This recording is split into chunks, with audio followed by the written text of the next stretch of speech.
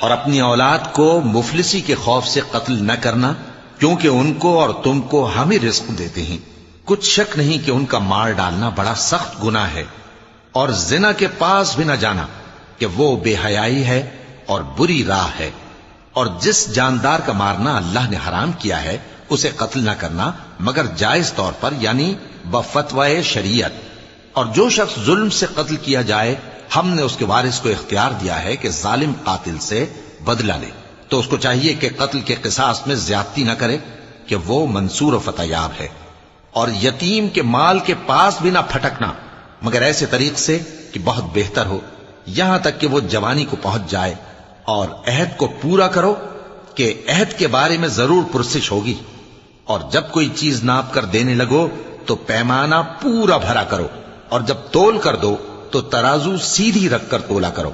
یہ بہت اچھی بات